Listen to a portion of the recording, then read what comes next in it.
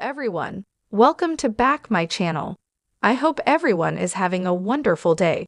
Before starting the video, please go ahead and hit the subscribe button. At Crimson Lights, Summer and Kyle talk about business. Kyle notices her checking her phone and tells her Harrison is fine. Just then, she gets a message from Claire and assumes something is wrong. It turns out it's a picture of the boy with a caterpillar. Kyle thinks they can stop worrying. Summer admits it was nice of her to message them. Kyle asks if she's changed her mind about Claire. Summer warns him not to push her, but says she would like to let go of her mistrust of Claire. Harrison deserves to be around someone who makes him feel safe and makes him smile. Claire does that. They laugh, and she suggests they stop slacking off. Kyle asks, "Do we have to?" He admits he's having trouble with Diane at the office. His skill set is stronger than hers. Summer doesn't disagree with him. She learns he's making moves behind his mother's back and asks, "What have you done?" At the Abbott mansion, Claire and Harrison discuss caterpillars turning into butterflies. It's a metamorphosis. She muses about starting off as one thing and becoming something else.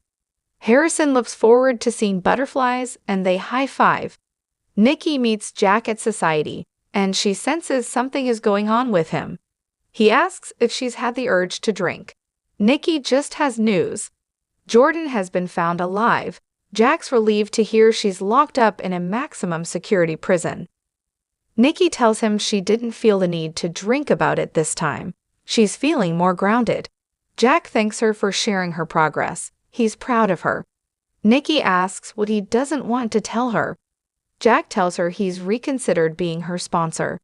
Nikki completely understands. "Are you trying to tell me you can no longer be my sponsor?"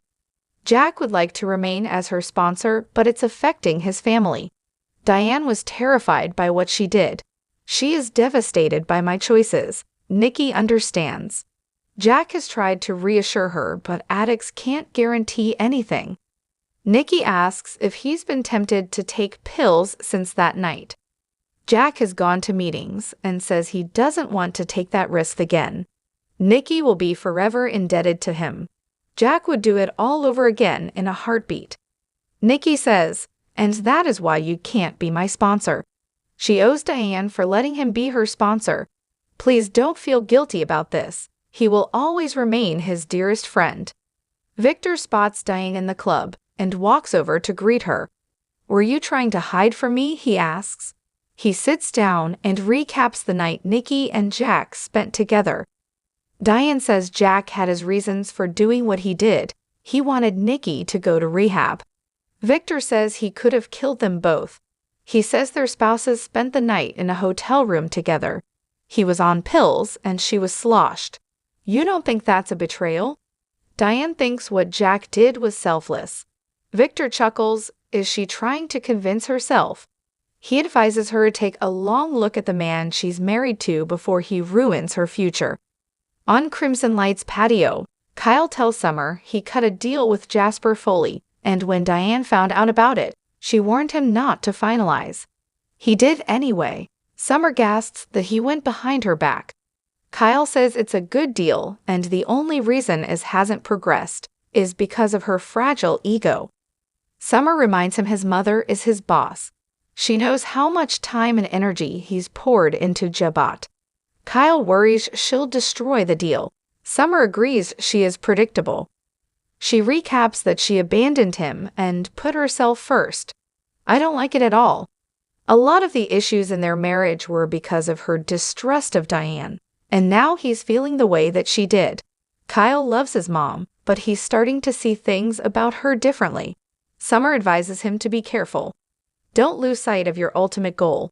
At society, Jack and Nikki decide they'll still go to meetings together. He snarks that Victor will be happy. Nikki confesses she didn't tell him she asked him to be her sponsor again. Jack tells her he warned him away from her. "He hasn't forgiven me. I think he's going to hold this against me for a long time."